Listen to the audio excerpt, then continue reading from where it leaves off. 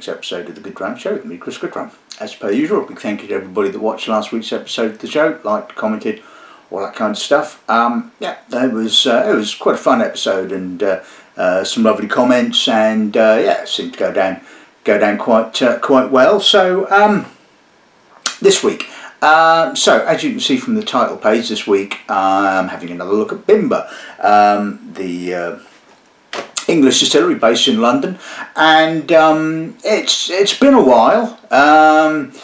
You may well recall I have done an episode of the show on their stuff before. Can't remember what the number was, but you can find it quite easily by searching on my channel. Now, sort of Bimber itself was. I'm not going to go into a huge amount of information about the sort of like the history of the distillery, because if you want to find that out, you can always watch the other video or go on their website. But in a nutshell, it was founded in about 2015, started production in 2016, which is when I first encountered them, and they kindly sent me a number of samples of the vodka that they were producing at the time. I mean, it was, the fairly typical way of going about things at the time: do a vodka while you're waiting for your single malt to mature. And I kind of tried to keep in touch with them, knowing that they had indeed sort of made a whiskey, but it wasn't until I think 2019, late 2019, that I actually got the opportunity to taste some of their whiskey as it was. And I think it was, I did an episode of the show probably late 2019, early 2020, I guess. And yeah, it's been interesting. Certainly, the distillery has become, quite a cult. Well, it's developed quite a cult following, I suppose. The only downside is, of course, that I can't, as a retailer, I can't get hold of any of it, which is really annoying. I mean, I suppose it's understandable, considering the majority, if not all, of their releases have a tendency to be single cask bottling, so they're offered to the founders first, then it's on to the club, and well, then if there's a few bottles remaining, it goes on their website and people kind of snap them up. So there just isn't the quantity, I suppose, of the individual bottlings. Until now, that is, which is part of the reason why I'm doing this week's episode of the show, because it's to really highlight this baby, the Apogee XII, which I'll go into a little bit more detail when I actually taste or introduce the lineup. It's a blended malt. It's obviously created by the guys at Bimber, and because they're obviously a lot more of it, they need to flog it to the trade. So they kindly sent me a sample. A full bottle, which is really nice of them. And so I thought, well, yes, okay, I could do an episode of the show on blends and fit it in with that and just see how it kind of fits in the sort of overall scheme of things. And I thought, no, it's kind of just giving me an opportunity to say, look, can you send me some samples of your current stuff, or it was just kind of nice to see where they're at. I mean, like I said, when I first tasted them, they were all samples. They were all cask samples. They weren't the finished McCoy. And so, now they kindly sent me some stuff that has indeed been bottled. So it's, nice to sort of revisit the distillery, see how things are progressing, see what the quality of their bottlings is like. And so yeah, they kindly sent me 4 samples. So I thought, well, be a shame not to review them, and I'm sure that as long as I don't say anything untoward or sort of like give them a really bad review, I'm sure that the distillery will use hopefully use this as marketing, I suppose, for want of a better word. I know a lot of distilleries have a tendency to sort of, even though I sort of send them the links and all that kind of stuff, tend to either ignore them or not use them. It's mainly the independents that tend to sort of like use it as a promotional tool. And I know that the guys want to get the message out and about the Apogee. So yeah, anyway, so that's kind of like enough waffle. Let's just take a look at today's one.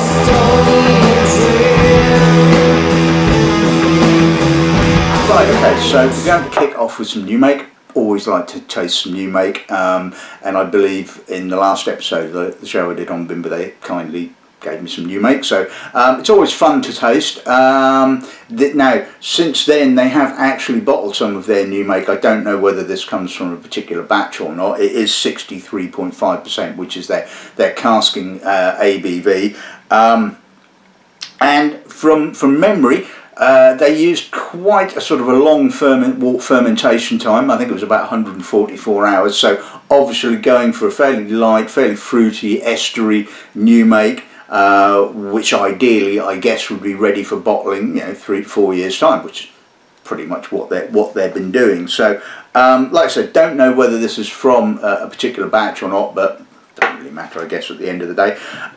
Second bottling we're looking at is a Distillery exclusive Madeira cask, 105/4/2020, so cask 105/4 from 2020. Nothing like being obvious on your labelling, is there? So bottled at 57.8 and bottled in 2020, obviously. Number two we're looking at is called the Romania edition, bottled at 58%. Don't really know anything about this apart from it's an Oloroso finish. A single cask again, 125/4. I'm assuming it was bottled for Romania. I mean, the only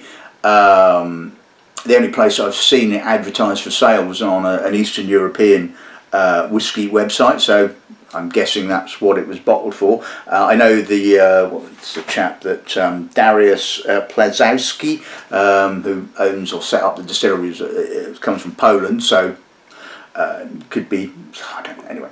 The last bottling of the Bimber range that I have here is a single port cask release, bottled at 58.1, cask number 39, and it was bottled in February of 2001. Then we're going to move on and finish off with the blend. Now, I'm kind of about whether to start with that or whether to finish with that, but as we had the new make, I thought, well, it's just easier to start with the Bimber, then we'll finish on the blend. I mean, it is the oldest bottling here. It's called Apogee XII and is a blended malt. Primarily, I believe, sort of Spays and Highlands. I think there's some sherry cask in there, probably a bit of peat as well. But obviously we'll kind of like try and pick that apart when we get round to tasting. So 12 years old, bottled at 46.3%. As far as I'm aware, the vatting was done at Bimber and then rested, or sort of then transferred once it had been vatted into ex-Bimber casks. Don't know how long for, probably a few months, just to allow the components to marry up fully, and then bottled. Lovely bottling, lovely bottle, I should say. Showed it at a tasting last week, this week, yeah, early yeah, this week. And someone commented that it looked very Japanese, and yeah, I suppose there's a sort of hibiki kind of thing going on. Obviously it's not fluted like hibiki, but nice bottle actually, nice presentation. Obviously, as we well know, you can have the nicest presentation in the world, but if your product doesn't live up to it, it's all a bit pointless. So anyway, I think I've done enough waffling. I think it's time to taste some whiskey. Right, okay, so let's kick off with the new make, 63.5%. Note, full butt. Quite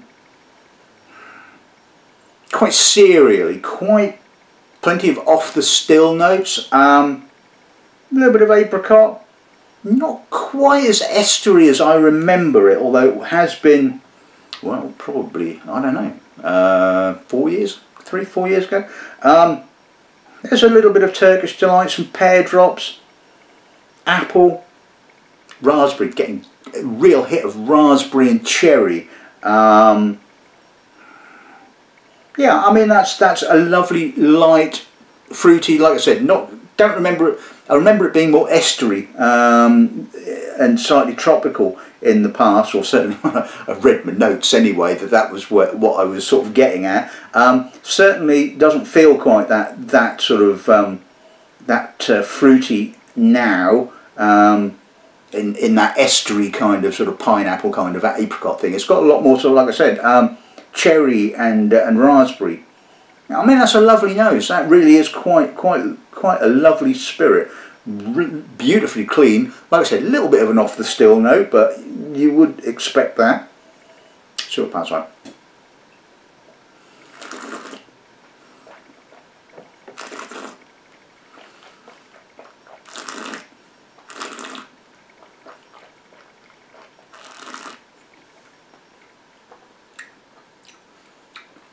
Soft, creamy, barleyed, quite masked, obviously, or the finish is anyway. Again, apple, pear drop, raspberry, cherry. Again, less of the sort of subtropical kind of fruit that I remember, and more of this kind of like cherry and raspberry kind of note. Again, beautifully clean, a little bit of an off the still note, maybe a touch more barley emphasis here, but that is a lovely new make, really fresh, really clean, and you can see that that's not going to need a huge amount of time in cask. It'll be interesting to see how it does develop over time, but we shall see. Anyway, let's put a little drop of water with it and see what that does to it. Possibly brought out the oils a little bit more, as often is the case with new make. Stick a little water with it. It's still quite fruity, not a huge amount of difference to how it was neat. So pass on.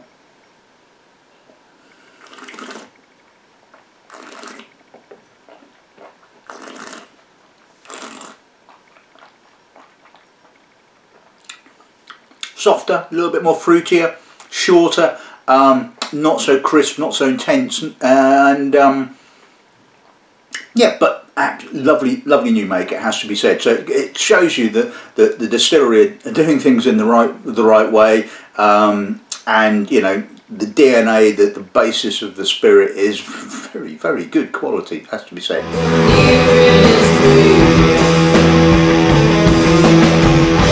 Let's move on to the Madeira cask. Let's see what the nose gives us on this end, shall we? A lot of cask, a lot. Rich, sugar-coated, dried apricot, honey, some slightly edgy herbal Madeira notes, touch of biscuits, a little bit of tannin. It's not a soft and fluffy Madeira cask, it has to be said. This is quite intense, quite grippy, quite tannic. I'm not getting any distillery character whatsoever. This is 100% cask, which is a bit of a shame. Yeah, and like I say, I mean, I wouldn't go as far as saying it's raw, but it is, like I said, it's not soft and fluffy Madeira. This is kind of like full-on, grippy, intense. Now I think from memory, the distillery tend to buy casks rather than sort of like, you know, broken down casks, and everything is shipped with some of the whatever was in the cask still in the cask. And so therefore, you know, avoiding the use, having to sort of fumigate them and use antibacterial preparations and all that kind of stuff. So it's literally a case of in comes the cask, tip out the contents, and stick the spirit straight in. So yeah, really quite heavy on the Madeira. Let's see what it passes like.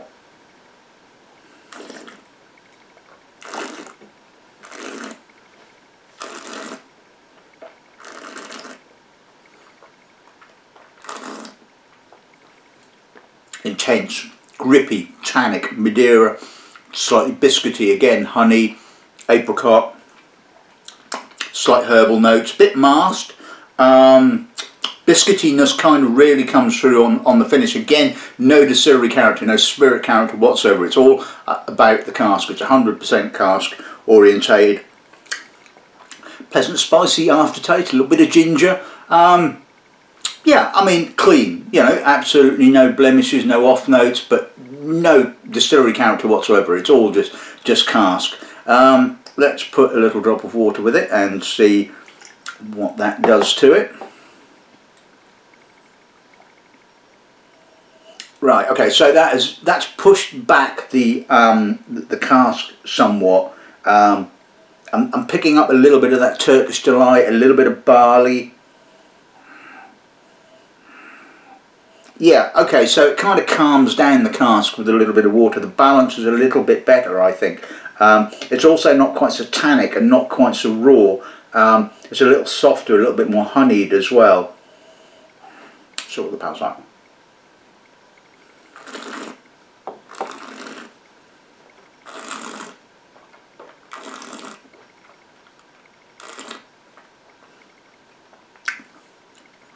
Silky, juicy, softer, less raw, less tannic. Again, a little bit of Turkish Delight, a little bit of barley. Not a huge amount. It's still pretty much cask orientated, but I think with a little drop of water, the balance is certainly better and certainly getting some spirit character, which is, you know, what I want. So although I kind of, yeah, I mean, it's not. I mean, if this is the sort of thing you like, if you like plenty of oak, plenty of wood, then, you know, and clean wood and silky wood, certainly with a drop of water, then yeah, I mean, it's a good whiskey at the end of the day. Personally, I think it's a little bit too heavy on the oak, but then I am a bit more of a purist, as you well know. But yeah, good whiskey, I think.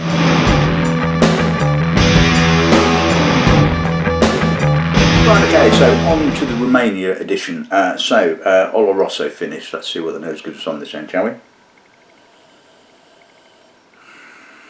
Big Oloroso dried fruit. We're kind of at the lighter end of the sort of dried fruit spectrum, more sultana than raisin. A little bit of dried citrus, orange, licorice, a touch of turmeric as well. Again, no distillery characters. This is all cask, and it certainly seems that they love their wood at Bimber. I mean, yeah, okay, it's clean, absolutely pristine, spotless, no sulphur, no blemishes, no off notes, but no character other than the sherry. So the palate's right.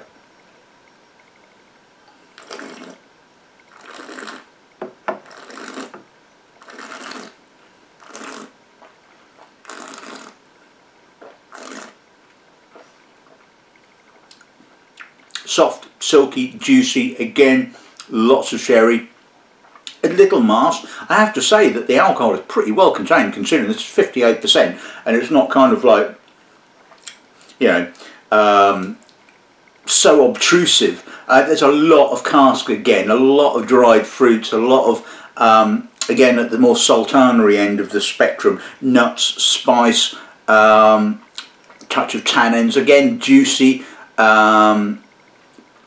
but, you know, again, it's all cask. There's no distillery character there whatsoever. It's all Oloroso.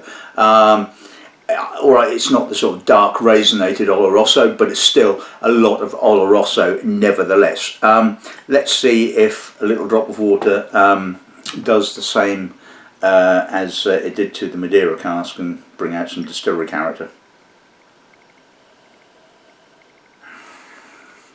It does indeed. Again, it pushes down the Oloroso, it takes the edge off it. I'm getting pear drops, apple, and I'm getting that raspberry note as well, so it's kind of saying that the spirit is pretty young still.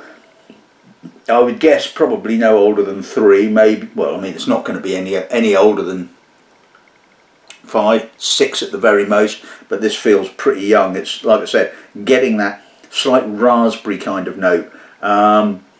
I mean, yeah, it's pleasant. I mean, it's better now with a little drop of water because I'm getting some distillery character. Of course, you have to sort of know what the distillery character is in the first place to pick up on the distillery character, which is why, you know, it's always good to taste a new make. So that's right now.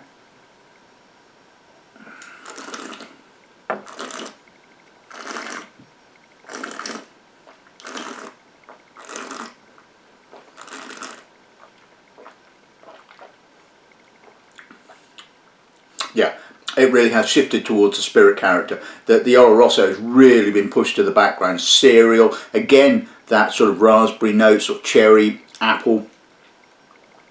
Young, I mean, you know, it is, like I said, it really does come across as pretty young, about no older than 3 or 4. It's not raw, although there is a little edginess there, but it's really quite soft, and, you know, personally, I really like that. Certainly with a drop of water, it really has shifted the balance from the wood to the spirit. So yeah, that's not too shabby.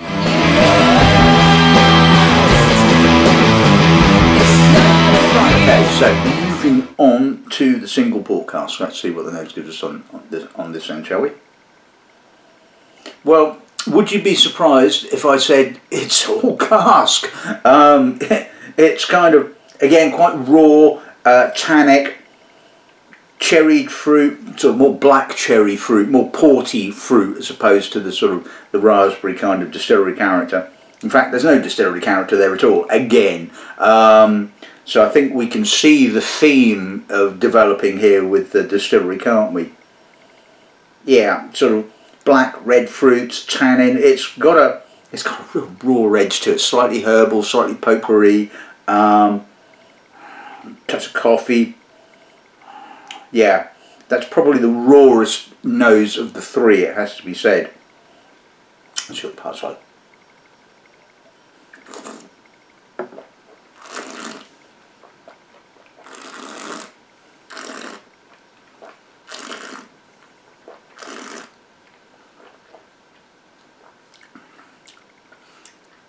Funny enough, you can really notice the alcohol on this. It really is quite intrusive, and it really does master finish. Kind of mouth-watering, quite fruity, sort of coffeed, sort of black fruits, tannin. It is raw again. It's kind of grippy. It's intense. It's slightly bitter. All right, I'm getting right on the very end, right on the aftertaste, that little bit of Turkish delight kind of comes through, which I must admit the first time I tasted it I really hadn't picked up on, but now I certainly have. Again, pleasantly spiced as well. That spice is kind of sort of lingering in the gums. Again, it's the alcohol is intensifying that. Let's see what a little drop of water does to it. Hopefully it will do the same as it did to the previous couple of bottlings. Hasn't really, in actual fact. This kind of port cask is defying the distillery character. I'm still not getting a great deal of distillery character. There's a is that a touch of sulphur there? Again, when I tasted it for the first time, I certainly didn't pick that one up, but I'm certainly getting just a smidge. Now maybe it's me. I mean, I was having a conversation with a customer at the tasting the other night, and saying that, and they were saying that basically they can't pick up sulphur at all, and they were saying that you can, i.e. me, and I said yes. Unfortunately, I seem to have quite a sensitive sulphur nose, or sulphur detector, which is a little bit unfortunate, it has to be said. And you know, maybe it's blown off a little bit. Maybe I'm still not loving this. It has to be said. It is kind of, it's not kind of worked in the same way. The diluting it has certainly not brought out any distillery character. It's still a bit of a kind of like a bit of a brute, really. Let's see what the part's like now.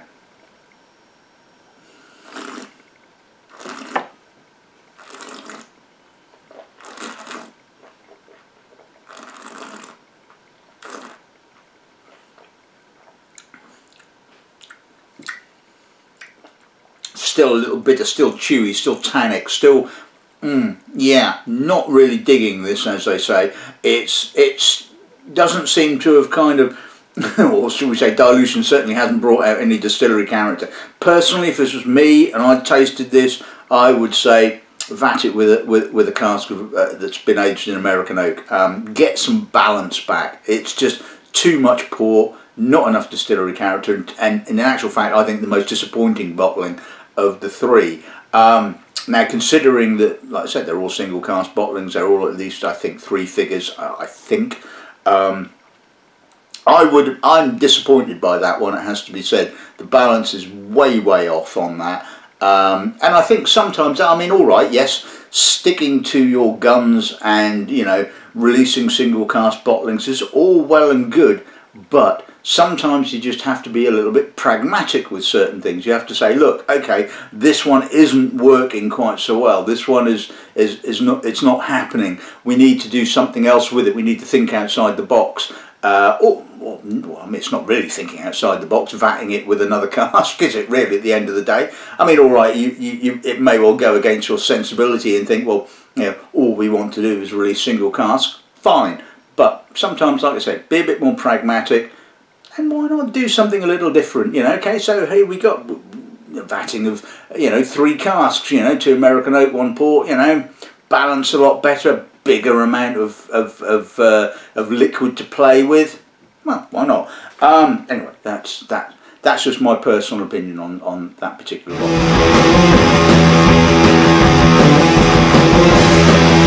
Right, okay, so let's move on to the Apogee XII then. So, bottled at 46.3%.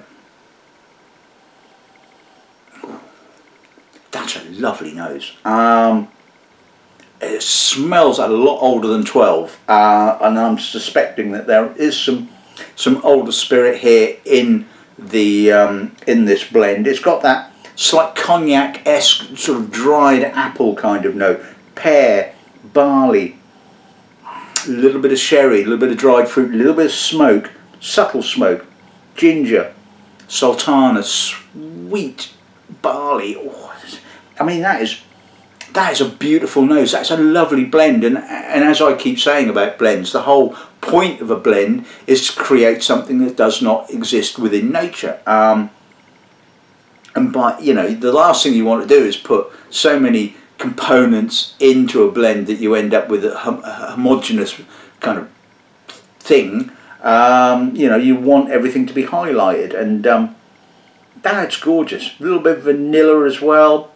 Silky, smooth. Now it's hitting the shelf, what, 55, sort of 58 quid. Yeah, all right. Yeah, I can go with this. This is lovely. See what that's like.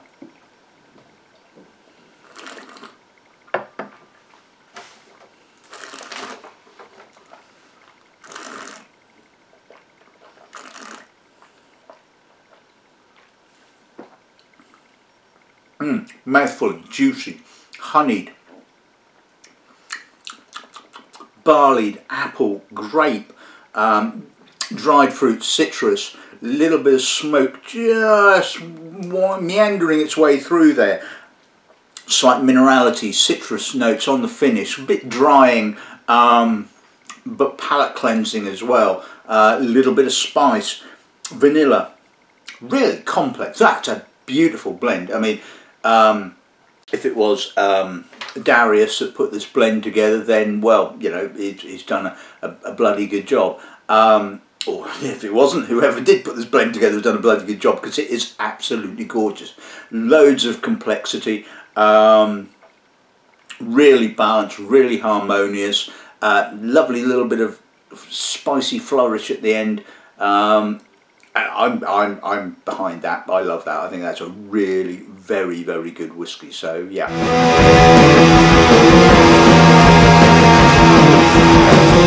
Right, okay, so let's sum today's episode of the show. So firstly, a big thank you to the guys at Bimber for the samples for today's episode of the show. I mean, and their incredible generosity, and it's very much appreciated. Love the new make. I think the new make is absolutely gorgeous. Don't think I'd want to buy a 70cl bottle of it, has to be said. A little bottle maybe, just as a curio. Yeah, good fun. But it kind of sets out the distillery character, and the distillery character is soft, light, in this instance quite sort of citric, with that sort of cherry and raspberry kind of note, a little bit of Turkish delight as well. So yeah, early maturing spirit, brilliant. really, really nice. Always great to get a kind of a baseline. The Madeira cask, like, I think we basically sum all three of them up in one to a certain extent. It's obvious that they're kind of going down the Lakes Distillery path. Now, of course, as you know, the guy behind the Lakes Distillery was a Macallan and has got this fetish for wood, and it certainly seems that Darius has also got a fetish for wood as well, because they are very, very oak dominated, very woody. Now, obviously, the Madeira and the Oloroso worked with a little bit of water, brought the balance back. Certainly, you can, and something you say about the Lakes Whiskey Makers bottling, which is, I mean, look, I mean, at the end of the day, you know, people like different things, and if we all like the same thing, it'd be really, really boring. Now, you know, and I personally prefer a little bit more balance. I want some distillery character, and certainly in the Madeira finish, or the Madeira cask, and the Oloroso finish, that certainly was there. It wasn't there in the Portwood, but then that's just because I'm a picky bugger, basically. So, you know, and considering sort of Bimber can pretty much sell everything that they do, it appears that people are buying into what they're doing and love what they're doing. It's pretty much the same with the Lakes at the end of the day. So, yeah, brilliant, great. I mean, it's not dreadful, it's not horrible, it's not Dufftown, for God's sake, you know, or Deanston, or, you know, it's a lovely spirit, so brilliant. And the Apogee, well, I loved that. I thought that was absolutely superb, stunning, really well balanced, well put together. Testament to obviously whoever was putting this together knows what they're doing. Lovely bottle. I mean, again, when I showed it at the tasting earlier this week, that a lot of people were very, very complimentary about it. A lot of people said it was pretty much a session whiskey, which I can see where they're getting at. You know, it is sort of, you know, just a lovely whiskey to enjoy without necessarily having to think too much about it, because it kind of like, you know, you taste it and you go, yeah, I'm getting, yeah. It's not something you really have to work too hard at. It's kind of obviously delivering all of that sort of complexity sort of straight off the bat. And yeah, I like the bottling, I like the labelling, I think the packaging is really nice. So yeah, all round a really good product. So yeah, I think very, very positive, and hopefully Bimber will be happy with me saying that. Might not be too chuffed about me saying about the Portwood, but you know, like I said, you can't have everything, and not everything that everybody does is brilliant. So so yeah, anyway, so that's this week's episode of the show in the bag. I hope you've enjoyed it. If you haven't subscribed to my channel as yet and you've only just come along, then please do so. That would be really cool. So until next time, all that's left to say is good afternoon and good ramming.